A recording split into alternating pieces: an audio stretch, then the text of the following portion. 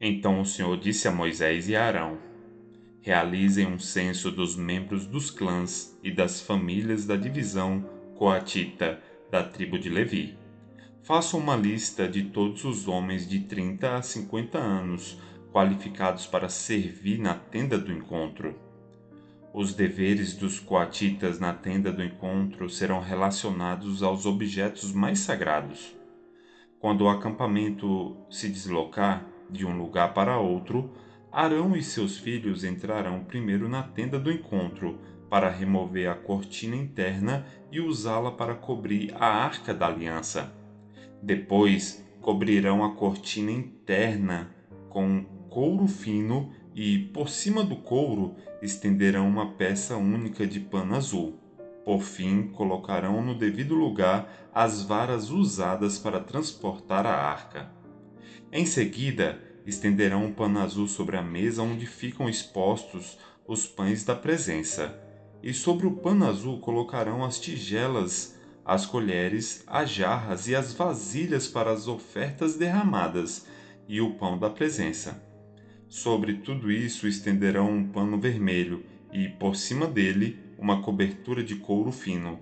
Por fim, colocarão no devido lugar as varas usadas para transportar a mesa.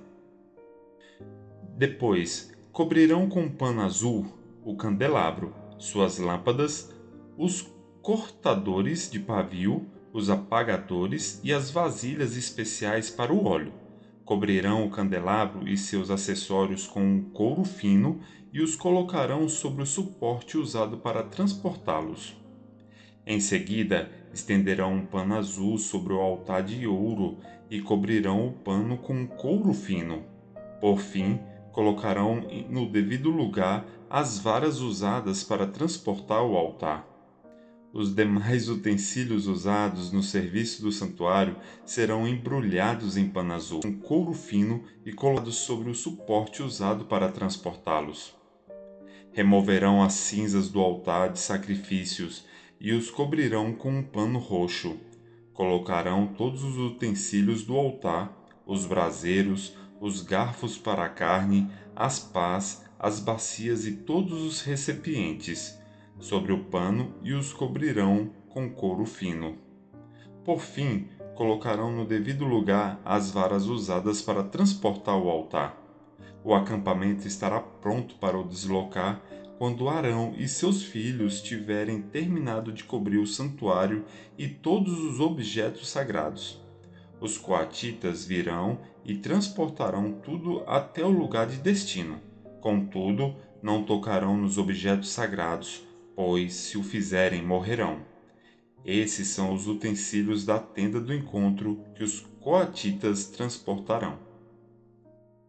Eleazar, filho do sacerdote Arão, será responsável pelo óleo usado no candelabro, pelo incenso perfumado, pelas ofertas diárias de cereal e pelo óleo da unção. De fato, será responsável por todo o tabernáculo e tudo o que nele há, incluindo o santuário e seus objetos.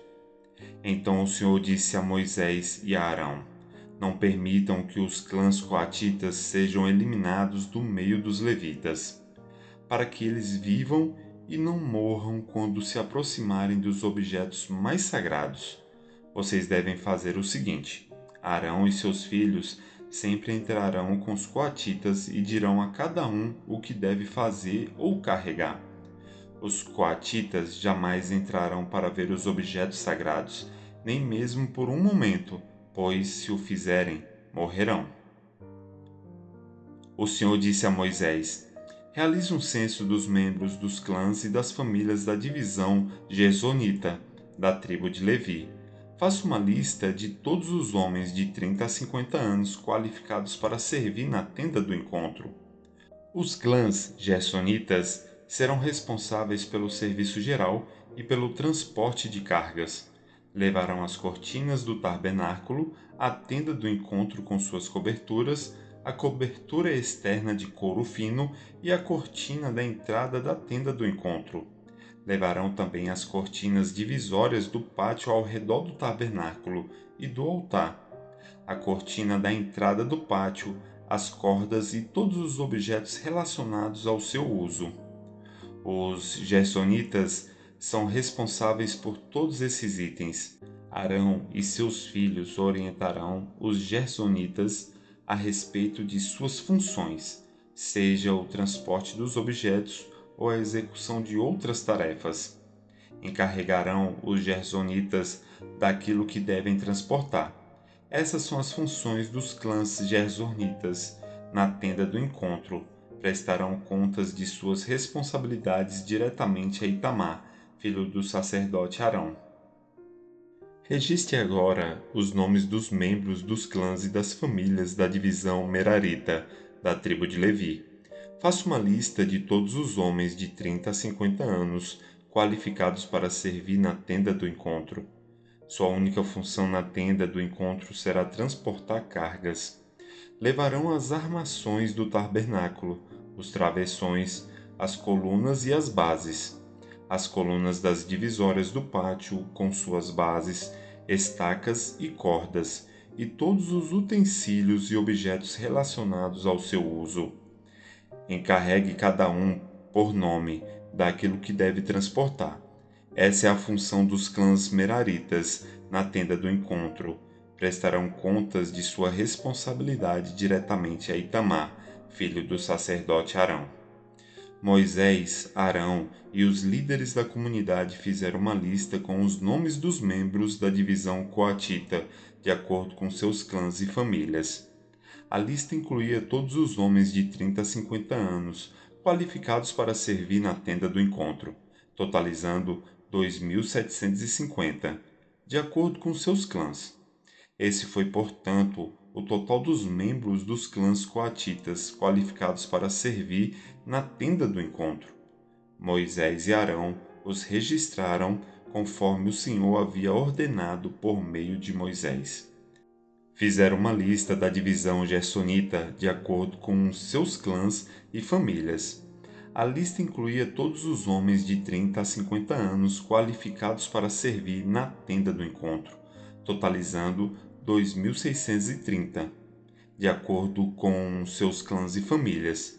Esse foi, portanto, o total dos membros dos clãs gersonitas qualificados para servir na tenda do encontro. Moisés e Arão os registraram conforme o Senhor havia ordenado. Fizeram uma lista da divisão Merarita, de acordo com seus clãs e famílias. A lista incluía todos os homens de 30 a 50 anos qualificados para servir na tenda do encontro, totalizando 3.200. Esse foi, portanto, o total dos membros dos clãs Meraritas. Moisés e Arão os registraram conforme o Senhor havia ordenado por meio de Moisés. Assim, Moisés, Arão e os líderes de Israel fizeram uma lista de todos os levitas de acordo com seus clãs e famílias. O total de homens de 30 a 50 anos qualificados para servir na tenda do encontro e para transportá-la foi de 8.580. Quando registraram os nomes, conforme o Senhor havia ordenado, encarregaram cada homem de sua tarefa e lhe disseram o que devia transportar. Desse modo, o registro foi completado, conforme o Senhor havia ordenado a Moisés. O Senhor disse a Moisés: ordene aos israelitas que removam do acampamento todo aquele que sofrer de lepra ou fluxos corporais, ou que tivesse tornado cerimonialmente impuro ao tocar num cadáver. Isso se aplica tanto a homens como a mulheres, para que não contaminem seu próprio acampamento, onde eu habito no meio deles. Os israelitas fizeram conforme o Senhor havia ordenado a Moisés e removeram essas pessoas do acampamento. Então o Senhor disse a Moisés: dê as seguintes instruções ao povo de Israel: se alguém do povo, homem ou mulher, ofender ao Senhor prejudicando outra pessoa, será culpado, confessará seu pecado e pagará a indenização completa pelo dano causado, com um acréscimo de 1/5 do valor. e entregará o total à pessoa prejudicada.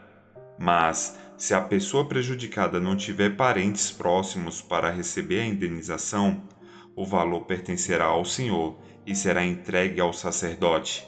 O culpado também levará um carneiro como sacrifício para fazer expiação por ele. Todas as ofertas sagradas que os israelitas levarem ao sacerdote serão dele.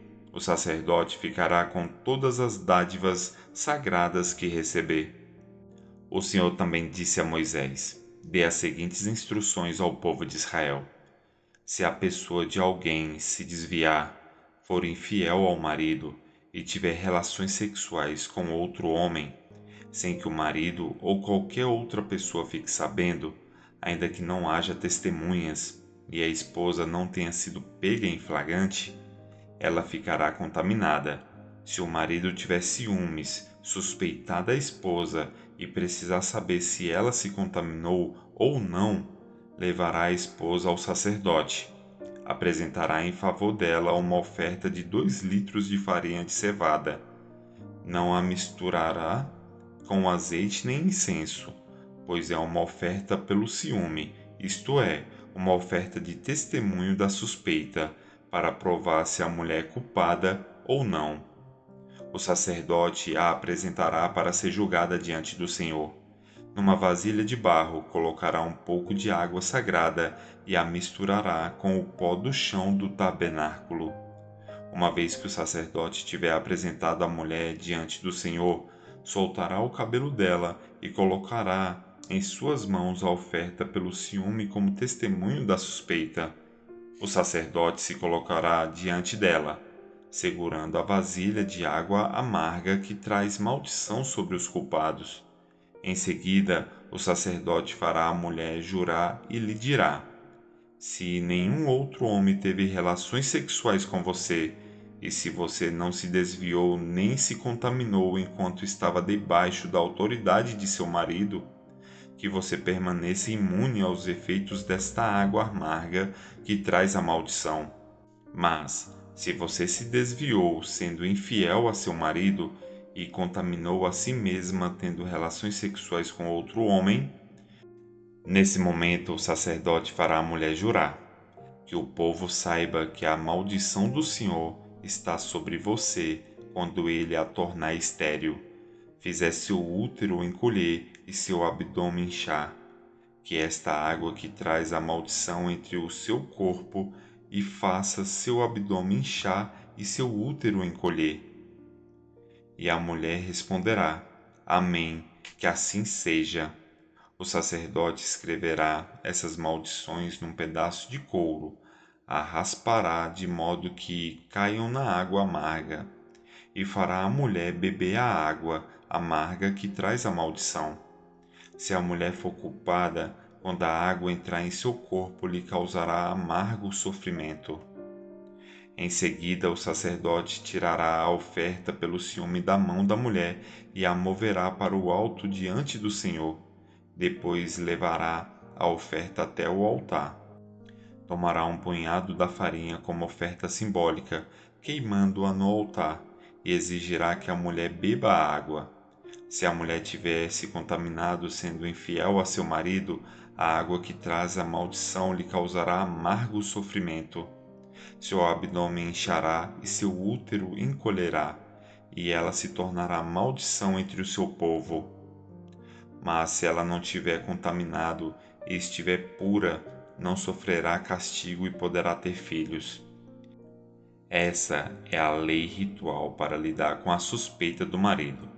Se uma esposa se desviar e se contaminar enquanto estiver debaixo da autoridade do marido, ou o marido tiver ciúme e suspeitar que sua esposa foi infiel, ele a apresentará diante do Senhor, e o sacerdote aplicará em sua totalidade essa lei ritual.